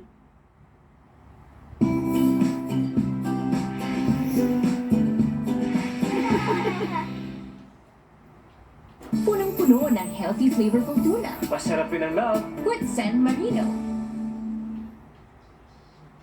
Don't get the results. You know how life works? Sometimes the greatest wisdom lies in the simplest things. So no. But because we know it. We know those things. Because we don't practice them, we don't get the results. So it's not very complicated. Success in this industry or in any industry does not have to be complicated. It's all very simple things. Why did you practice them? The problem with our generation is we are so busy and occupied with social media, what other people are doing. We are a distracted generation. We're gathering more information, we're looking at what other people are doing, but we're not committing to going deep into anything. Become the expert of something, commit your life to something. You're a chef, sir. How much efforts can you put in about learning about everything, even the flour that you use, the gluten content, where it's coming from, the moisture content, where is the best products I can source from, what is the exact procedure of this thing, how will this taste, how will that taste. So unless you go deep into something, you've got to become the master of something. Then only you will be able to go into a position where then now you're able to offer your expertise to someone else. First point, very simple. Develop a healthy sense of pride and passion in your chosen profession. Develop a healthy sense of pride and passion in your chosen profession. The problem with India in particular is we have not always kept in high esteem professions in which we need to make our hands dirty. Yes or no? Some people are ashamed of getting their hands dirty. I personally know people who were qualified to be chefs, who studied to be chefs, but then they decided, oh, this is not the sort of job I want. I would rather prefer a job which has a better perception, which means I wear a suit and tie and I am an accountant at a firm. They would rather be an accountant or be a chef. But if you want to succeed in this industry, develop a healthy sense of pride and passion. Okay? Which means, when I was a restaurant manager in my early years, in the early part of my career, I had some stewards who were working with me, trainee stewards, very good families, very good hotel schools. But that's the first job, right? If you're in the service, food and beverage service, you get to be a trainee steward. Many of them had not told their families that they're working as stewards in restaurants. So I had like a few of my stewards run to the back area one day. I said, what happened? I said, sir, my relative from that person who lives in my city has come, he's visiting, he's just entered the door, so I can't face him. Like, you're one of them. Or if my viewers, if you're in the service industry and you feel ashamed of doing what you're doing, get success. Get success. You have to be comfortable with it, and you have to take pride in doing this. Take pride in your appearance. Take pride in the fact that you're serving, you're adding value. Take pride in your profession, a healthy sense of pride, self-respect, passion. In fact, one of the world's premier hotel companies is an organization called Ritz-Carlton. Ritz-Carlton credo is, we are ladies and gentlemen serving ladies and gentlemen. What is their credo? We are ladies and gentlemen serving ladies and gentlemen, which means we are no less than our guests. When we choose to be in the profession of service, that's what we do best. That's what the world knows us for. We are ladies and gentlemen in the profession of serving ladies and gentlemen. So you've got to have that sense of passion and pride and love and respect. If you don't respect what you do, chances are slim somebody else does. Get the point? If you're ashamed of yourself and your chosen profession, don't expect other people to respect. If you don't love and respect yourself, don't expect other people to give you that privilege. It must come from within. So if you're ashamed of telling your friends who are engineers or IT people or doing or bureaucrats or doing government jobs or whatever that you work for a hotel, if you're ashamed of telling them that, sorry, you have to change your attitude. You have to change your outlook of how you're perceiving your profession. If you are in a frame of mind where you're thinking, oh, the hotel industry for me is something only temporary. I'm doing it only for a few years and then I would like to move to HR. Or do an MBA and do this. You're wasting your time. This industry will demand from you the ability to do physical work, the ability to be hands-on, the ability to take care of situations no matter what they are, right? And you have to demonstrate that ability. If you would rather be doing something else, do it, please. Don't waste your time in the hospitality industry, because this industry will demand, or any service industry will demand 100% of your time, of your effort and your skills. Believe in the dignity of labor, and most importantly, work every day with the sense, my work makes a difference. That's the mantra here. Believing that my work makes a difference. Take a deep breath in. Take someone's hand on your right and left and remind them your work makes a difference. Right? You're going to be a better chef if you work with that mindset. Yes or no? That my work makes a difference. If I make a good dish, the person, whoever has ordered it, is going to feel good, right? Good food can change your emotions, right? Good service can make or break your day. You go to a restaurant, you get good service, 5-star service. You go into an airline, you get 5-star service. It can change your emotions, it can change your day, you can feel better, right? So you've got to believe that I'm not in a useless dead-end job, my work makes a difference, and that attitude is what will take you to the next steps of the ladder of growth of your industry, right? This is a very, very important component to have. Work, believe in that dignity of labor. I worked for a restaurant chain in the UK, which was run by a Punjabi family of Indian origin. And Mr. Dhaliwal Senior, who's, I believe, he's passed away ever since. Wonderful, wonderful gentleman. And I remember him one Saturday morning outside his restaurant when the housekeeping staff had not turned up. Took the sweeper, took the broom, and is sweeping the outside of his restaurant himself. Multi-millionaire. In so many restaurant chains, picked up the broom and started cleaning outside himself. So what happened? He said, oh, the housekeeping staff didn't turn up today. Somebody has to clean it. Those are the sort of people who will succeed in this industry. The ones who are not ashamed I go to number 4 now, straight from 1 to 4. The ones who are not ashamed to roll up their sleeves. No matter if you're wearing a $2,000 suit, roll up your sleeves and say, okay, we have a situation here, let's handle it. This industry is for those sort of people. The ones who say, no, we will sit and we will wait and we will watch and we will write a memo about it, or we will create a video about it, or this industry is not for you. This industry is for people who have the ability to adapt. It's going to demand multiple skills from you. You'll be a security person someday. I've had situations as a food and beverage manager when I have to do the job of the security person also, because the hotel does not have full-time security staff. One of my bartenders was being abused by a drunk customer. Physically threatened. Step into that situation and take care of your team. You've got to do what it takes to take care of that situation. Therefore, adaptability. You're someone who's linear, thinking step A, step B, step C. Let me open the manual and see what the manual says. This industry is for you. You're someone who can roll up your sleeves. You're flexible. You can adapt. You're creative. You can jump from one situation to another. You can reinvent. It's definitely. Because they're entrepreneurs. I remember Sahil. You posed that question about entrepreneurs. Entrepreneurs, you'll have to be your own accountants also. You'll have to manage your cash flow also. You'll have to do your own purchasing. You'll have to do your own quality checks. You are your own housekeeper. At times, you've got to do 10 or 15 jobs. You're your own marketing department. You are your own branding department. You're doing so many jobs. And then you're doing your core thing, which is the catering business. So this is a key skill to succeed in the service industry as an entrepreneur and as a profession, is the adaptability. We move to number 2, which is developing a service mindset or a service DNA.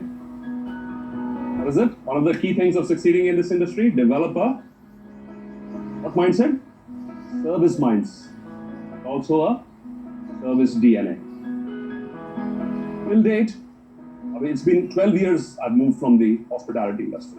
That I've been a motivational speaker, a keynote speaker, and a coach. But till date, I put on my suit in the morning and I'm standing in a hotel lobby anywhere across the world. I don't know, it's something in my body language. People still come up to me and they think I work for the hotel. They will ask me for directions. Do you know where the conference is? Do you know where the restrooms are? Do you know which floor the bar is on? Do you know what time the gym opens? And I'm looking, am I wearing a name tag for this hotel? Am I wearing the name tag of this property? I'm not. But it's something that has become a part of my professional DNA. One question, which is called, how can I help you? What's this question? How can I help? In my 9 years in the hospitality industry, this question served me well. Single question, how can I help you? In my 12 years as a motivational speaker, this question has served me very well. Same question, different professions, okay? Still, before I go on stage, I ask my audience in my mind, how can I help this audience? How can I help you? It's now on a stage, earlier used to be in a hotel lobby, right? The platform has changed, the driving force remains the same. If you develop a service mindset, how can I make life easier for my customers? How can I make sure they have a pleasant experience when they come to eat food in my restaurant? When if I'm a caterer, when they are having that conference or whatever they're doing, if I'm a housekeeper, how can I make life easier, beautiful? If you love to serve, you love to serve. If you love to make other people feel better, if you find joy in serving other people, this industry will take you places. This is really, really important. But at the same time, so I'm skipping, I'm all over the place, bear with me. There are no sequence, these points. At the same time, you also have to develop an entrepreneurial mindset. What is it? Entrepreneurial mindset, which means think like a business person. Even if you're in a job, think like a business owner. That no matter I have a service mindset, but I also got to take care of things like my cash flow.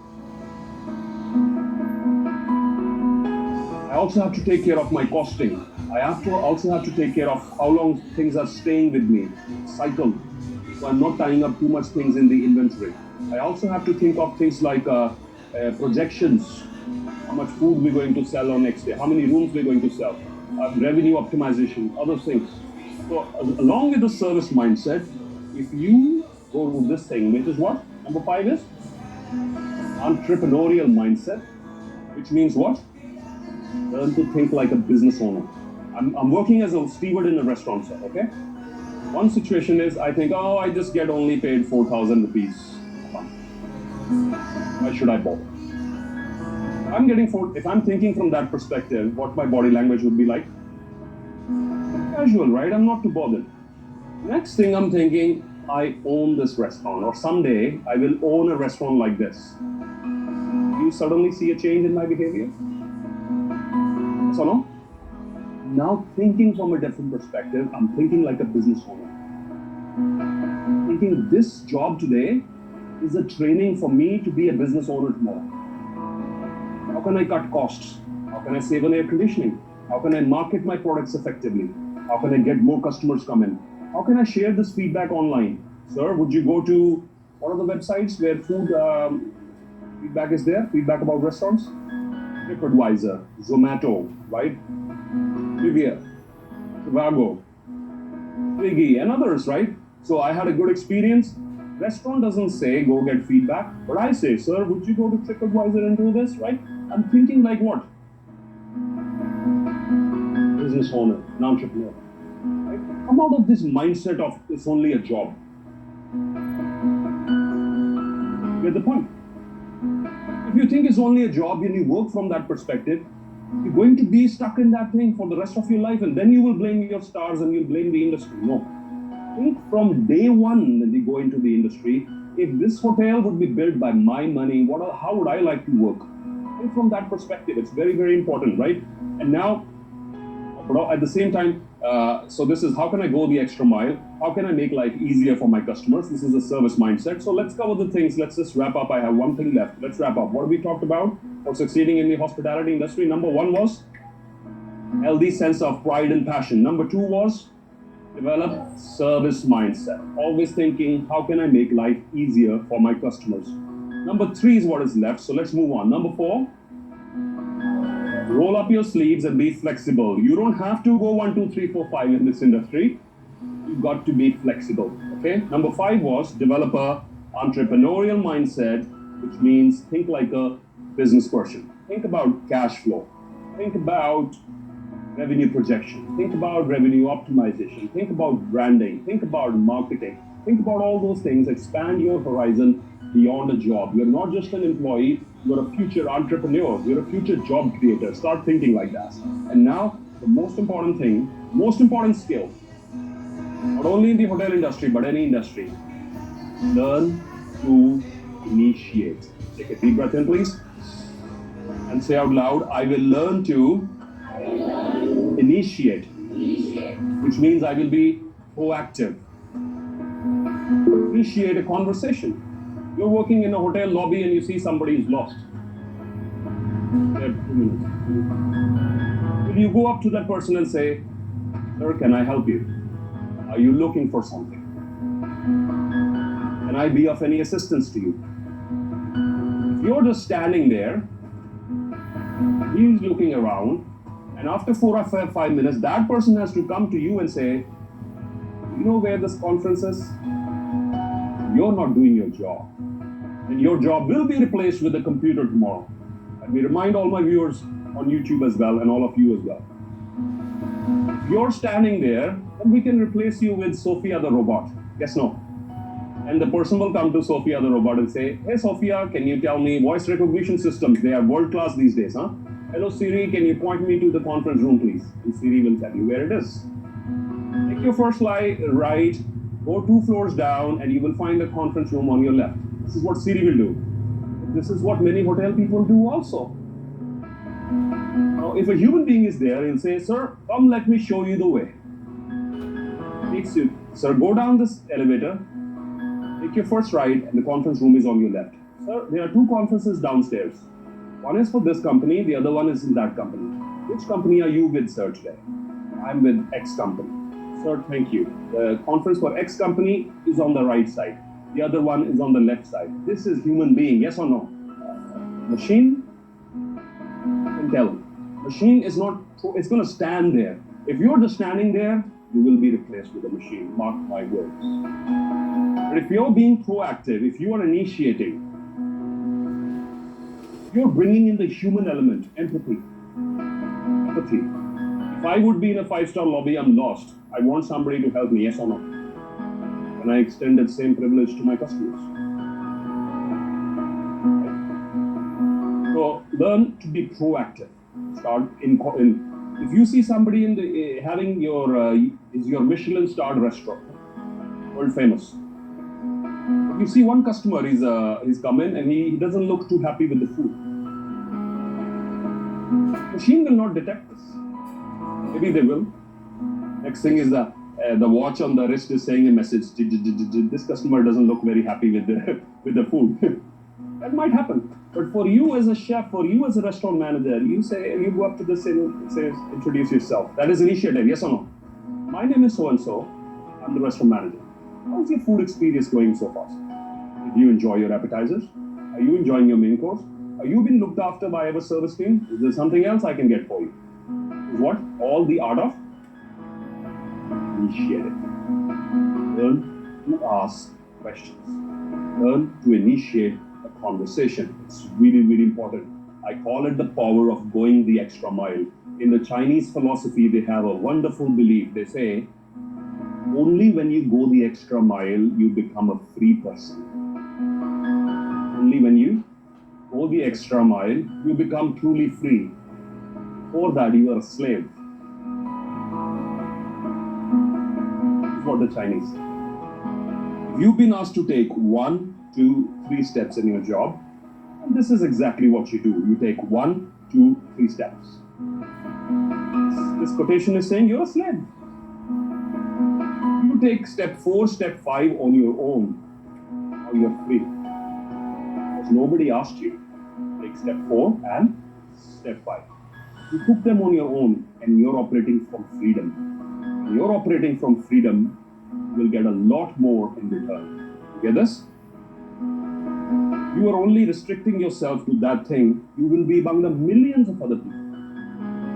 Dr. Wayne Dyer beautifully said, there is never any traffic on the extra mile. There is never any traffic on the extra mile. The extra mile is never crowded. You know where the crowd is? You know where the crowd is? Behind the line of expectations, behind the line of minimal requirements, the crowd is all there. You crazy people decide to cross that line and go a few steps ahead on their own. You will never find traffic on this. You know why? Not many people will do this. Out of 1,000, 2 people. There's no competition.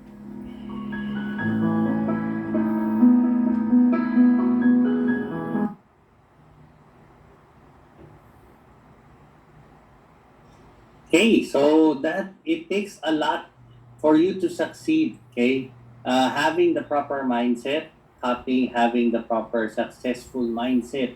Okay, brings out the best in terms of your communication. Brings out the best in terms of your body language.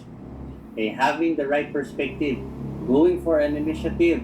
Okay, so always volunteering, always volunteering to help. Okay, so actually, we are trying to build service people. Okay, not only people who know how to cook, but know how to think, act, and listen like service. How the service industry would like it.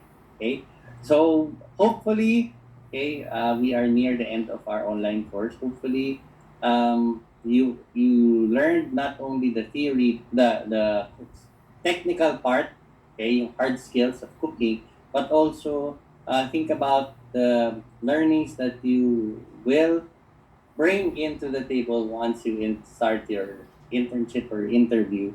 Hopefully, the theory part helps you rethink how you will be answering your questions, rethink how you will be looking at yourself, rethink how you start analyzing and applying critical thinking, becoming active listeners, okay, so that it will guide you in your future, hopefully not in future steps, but in future success. Okay, so that's it for our analytical and critical thinking. Okay, so it's more like thinking like a pro, okay, a balance of analytical and critical thinking techniques.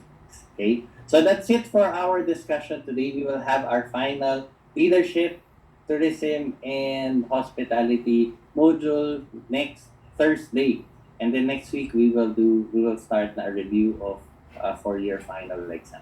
Okay. Do you guys have any question regarding critical thinking and analytical thinking?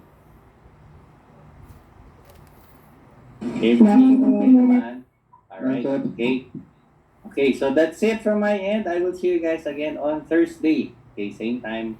Okay, so and then next week we do a review. Okay, I will try to get a reviewer from the main office. Okay, so that's it. I will see you guys again on Thursday. Thanks, My pleasure. everyone. Thank you. Thank you.